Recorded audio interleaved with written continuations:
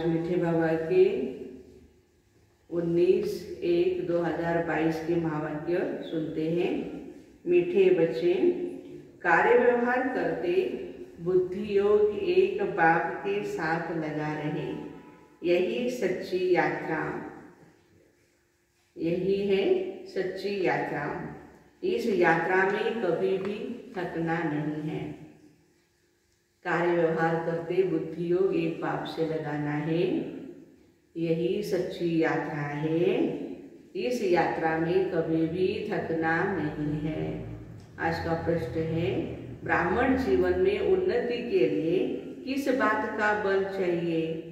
उत्तर, अनेक आत्माओं की आशीर्वाद का बल उन्नति का साधन है। हमेशा हमारे प्रकाशमणि दादी जी, बड़े दादी जी कहते थे कि आप सबकी दुआएं है ना, मुझे दुआएं है ना, दुआएं दो। तो बाबा कह रहे हैं, आशीर्वाद का बल ही उन्नति का साधन है। जितना अनेकों का कल्याण करेंगे, जो ज्ञान रत्न बाप से मिले हैं उनका दान करेंगे, उतना अनेक आत्माओं की आशीर्वाद मिलेगी। बाबा बच्चों को राय देते हैं, बच्चे पैसा है तो सेंटर खोलते जाओ, हॉस्पिटल कम यूनिवर्सिटी खोलो, उसमें भी जिसका कल्याण होगा उसकी आशीर्वाद मिल जाएंगी। गीत है, रात के राही तक मत जाना, ओम शांति। गीत का अर्थ तो बच्चों को आपे ही बुद्धि में आना चाहिए। अभी हम सब है रूहानी राही। भगवान बाबा के पास, बाप के पास आत्माओं को जाना है। ऐसे नहीं कहेंगे कि जीव आत्माओं को जाना है, जीव आत्माओं को शरीर छोड़कर जाना है। मनुष्य मरते हैं तो कहते हैं फलाना वैकुंठवासी हुआ, स्वर्गवासी हुआ, परंतु तुम जानते हो अच्छे व बुरे संस्कार अनुसार पुनर्जन्म लेना पड़ता है। बुरे संस्कारों के कारण तुम्हारे सिर पर पापों का बोझा चढ़ा हुआ है, चाहे इस जन्म का चाहे जन्म जन्मांतर का। वह अब तुमको योग बल से भस्म करना है। बाबा को याद करना, इसको ही योग अग्नि कहा जाता है। कामचिता पर बैठने से पाप आत्मा बनते हैं और इस योग अग्नि से फिर चढ़े हुए पाप भस्म होते हैं। तो ब्राह्मण बच्चे ही जानते हैं हम राही है। गृहस्थ व्यवहार में रहते, धंधा आदि करते, हमारा बुद्धि योग बाप के साथ है। तो जैसे कि हम यात्रा पर है, इसमें थकना नहीं है, बहुत पुरुषार्थ चाहिए। ज्ञान तो बहुत सहज है। प्राचीन भारत के योग की भी बहुत महिमा है, परंतु वह गीत सुनाने वाले कभी भी ऐसा नहीं कहते हैं कि शिव बाबा ने योग सिखाया। गीता में भी दिखाते हैं कि एक अर्जुन को वैद कृष्ण ने सुनाया। ऐसे बात नहीं है। ये तो मनुष्य देवता बनना है और पांडव सेना है जरूर। पांडवों की सेना को नॉलेज मिलती है और पांडवपति ही देते हैं। ये नॉलेज कौन देते हैं पांडवों को? पांडवपति शिव बाबा। मनुष्यों को कुछ भी पता नहीं। आगे चलकर बहुत लोग कहेंगे बरोबर गीता के भगवान ने 5000 वर्ष पहले ज्ञान दिया था, परंतु यह पता नहीं है कि किसने दिया था। कल्प की आयु का भी पता नहीं है। अपने अपने मत देते रहते हैं। गांधी की गीता, टैगोर की गीता,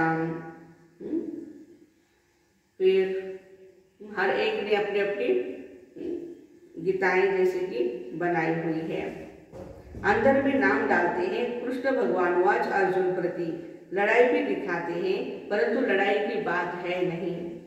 यहाँ तुम्हारी है योग बल की बात। उन्होंने नाम दिया लड़ाई का, जैसे रामचंद्र, चंद्रवंशी राम को बाण आदि दिए हैं। वास्तव में ज्ञान बाण की बात है। कोई भी देवताएं कोई भी प्रकार की हिंसा नहीं करते हैं। वो तो डबल अहिंसक मर्यादा पुरुषोत्तम है।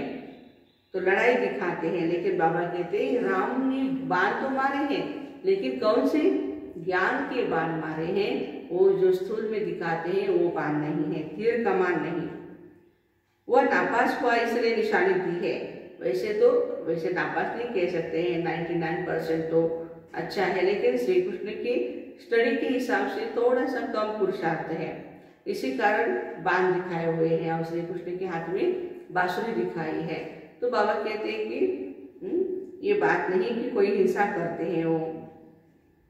तो त्रेता युग के राम सीता का भी चित्र देना पड़े। घराने होते हैं, सूर्यवंशी घराना, चंद्रवंशी घराना। गीता में भी तो ऐसी बात लिखी हुई नहीं है कि भगवान ने गीता सुनाकर सूर्यवंशी चंद्रवंशी राजधानी स्थापन की है। यह तो जरूर है, गीता है आदि सनातन देवी देवता धर्म का शास्त्र। वह हिंदू कह देते हैं, अपने को देवी देवता धर्म का कह नहीं सकते। क्यों नहीं कह सकते? क्योंकि अपवित्र है। देवी देवता धर्म वाले नहीं कहते हम खुद को, क्योंकि पवित्र नहीं है। ये जो कहते हैं झूठी माया झूठी काया झूठा सब संसारी, बिल्कुल ठीक है। झूठ खंडे में ही झूठ ही रहेंगे ना, झूठे ही रहेंगे। कोई चीज खाने के लिए भी आप देखो लाओ ना, सब झूठा ही झूठा, उसमें सारी मिलावट ही मिलावट है। सचखंड में है सच, सचखंड में है सच। तो सच स्थापन करने वाला है ही सच, सत्यम शिवम सुंदरम। तो सचखंड की स्थापना शिव बाबा करते हैं। भारत जो पूज्य था अभी पुजारी बन गया। पूज्य जो होकर के गए हैं उन्होंने ही पूजा कर रहे हैं। जो पूज्य घराना था वह अभी पुजारी है, इसलिए गाया जाता है आपे ही पूज्य आपे ही पुजारी।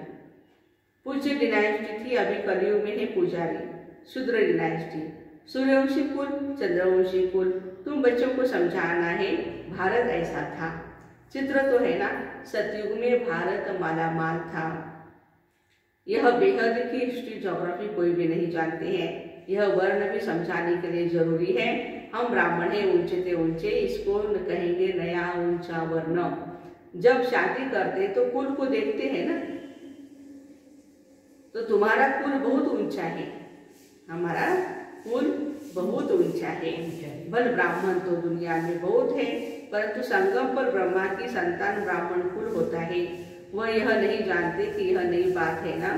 मनुष्य समझते इन्होंने शायद अपनी नई गीता बनी हुई है। यह तो तुम बच्चे जानते हो, बाबा हमको राजयोग सिखा रहे हैं, हम सो देवता बन रहे हैं, हम राजा स्थापन कर रहे हैं, ऐसा और कोई नहीं कह सकता। वे तो पास्ट हो गए, उन्होंने कथाएं बैठ सुनाते हैं, या हम महिमा तो गीता की ही करते हैं। तो मनुष्य समझते गीता को मानते हैं।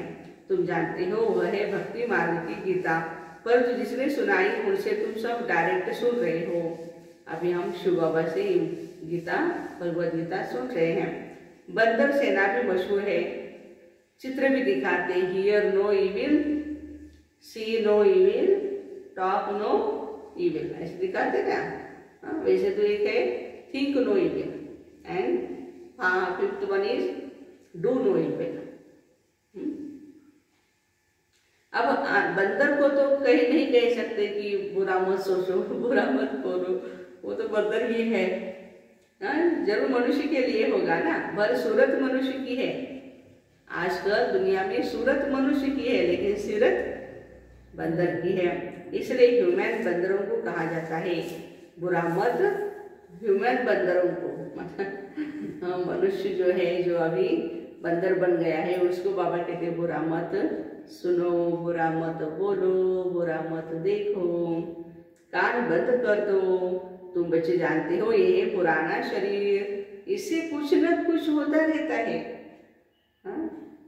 कोई स्त्री मरती है तो कहते हैं पुरानी जूती गई, अभी नई खरीद करेंगे।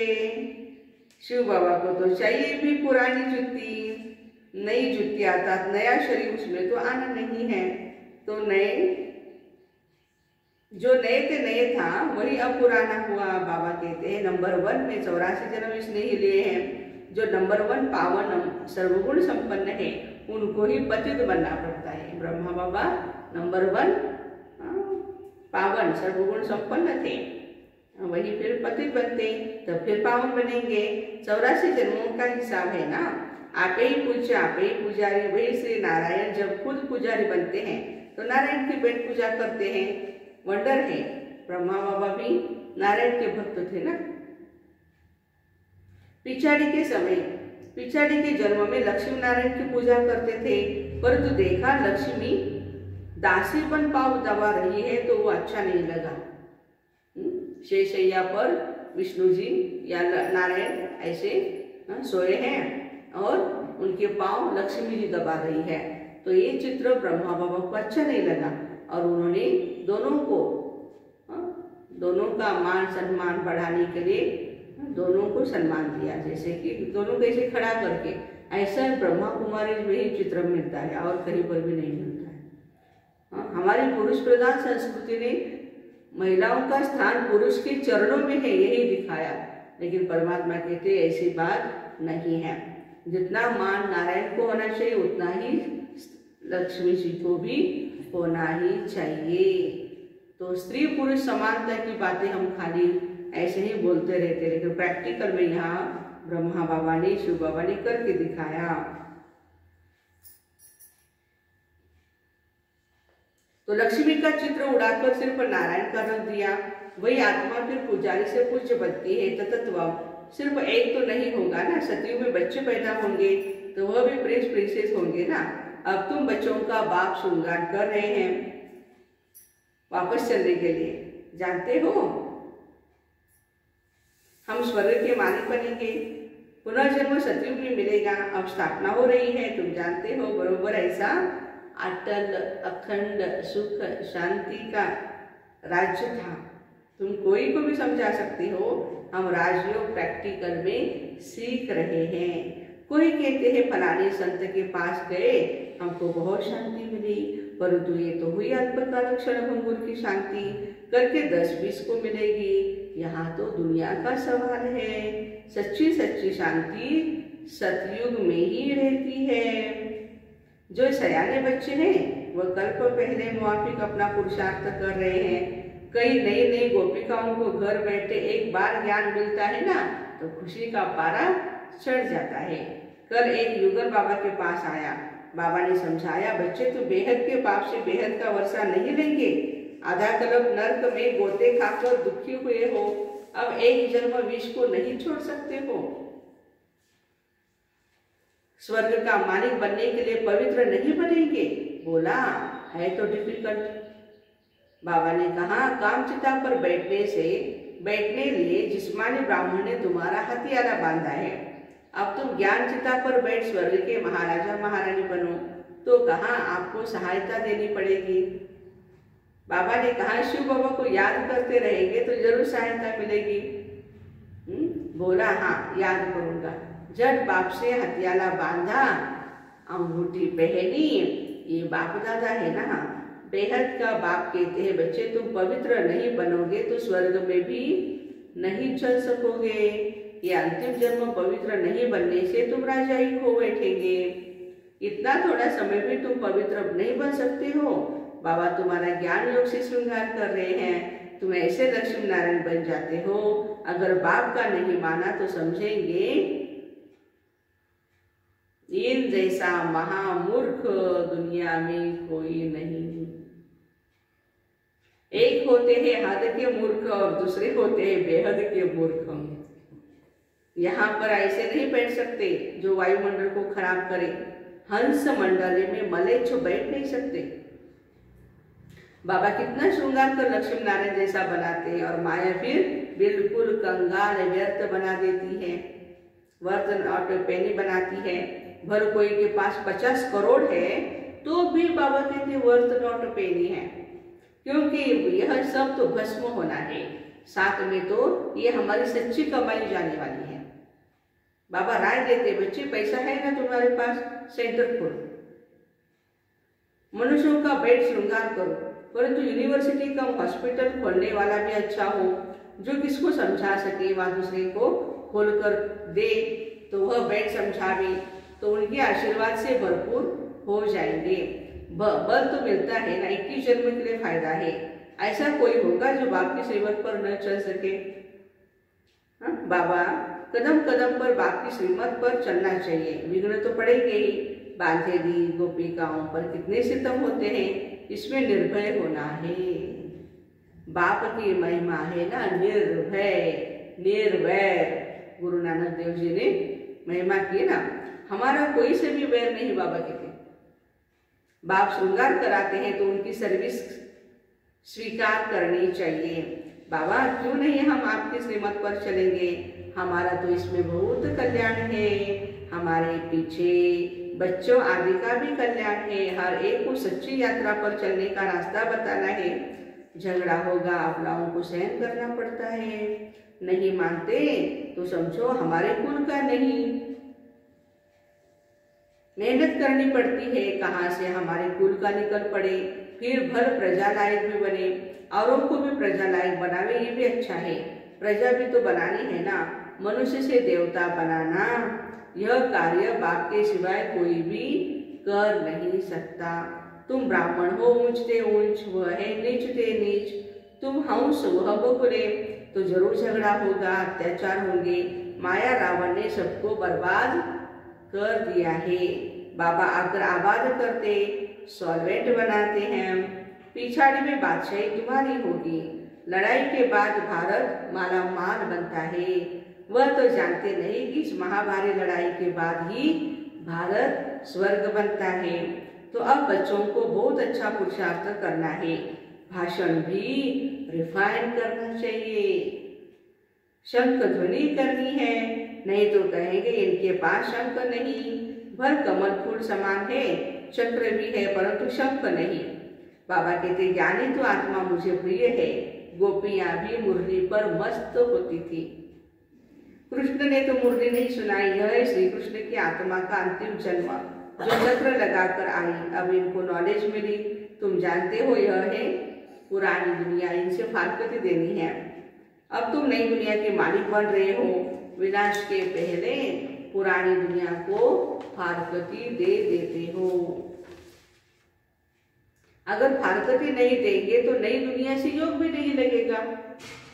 रावणपुरी में 63 जन्म दुख भोगते हैं, अब इसको फारकती दे दो, देह से ही जो कुछ है इन सभी को फारकती दो, फिर तुम अकेली आत्मा बन मेरे पास आ जाएंगे। अच्छा, मीठे मीठे सिकिलते बच्चों प्रति माता पिता बाप दादा का याद प्यार और गुड मॉर्निंग। रूहानी बाप की रूहानी बच्चों को नमस्ते। हम रूहानी बच्चों की रूहानी माता पिता बाप दादा को याद प्यार, गुड मॉर्निंग और नमस्ते। वाह बाबा वाह, शुक्रिया बाबा शुक्रिया। धारणा के लिए मुख्य सार, पहली पॉइंट है ज्ञानी तू आत्मा बन, शंख ध्वनि करनी है, हर एक को सच्ची यात्रा सिखलानी है, अपनी प्रजा तैयार करनी है। दूसरी पॉइंट है बुद्धि से पुरानी दुनिया को फारकती देना है, नई दुनिया से बुद्धि योग लगाना है, निर्भय निर्वैर बनना है। वरदान, व्यक्त भाव की आकर्षण से परे अव्यक्त स्थिति का अनुभव करने वाले, व्यक्त भाव की आकर्षण से परे अव्यक्त स्थिति का अनुभव करने वाले सर्व बंधन मुक्त भव। विस्तार, प्रवृत्ति में रहते बंधन मुक्त बनने के लिए संकल्प से भी किसी संबंध में, अपनी देह में, देखो किसी संबंध में, देह में, पदार्थों में फंसना नहीं। संकल्प में भी कोई बंधन आकर्षित न करे, क्योंकि संकल्प में आएगा तो संकल्प के बाद फिर कर्म में भी आ जाएगा ना। इसलिए व्यक्त भाव में आते भी व्यक्त भाव के आकर्षण में नहीं आना, तभी न्यारी और प्यारी अव्यक्त स्थिति का अनुभव कर सकेंगे। आज का स्लोगन है बाप के सहारे का अनुभव करना है तो हद के किनारों का सहारा छोड़ दो। यदि हम चाहते हैं मीठे बाबा का सहारा हमें मिले तो हद के किनारों का सहारा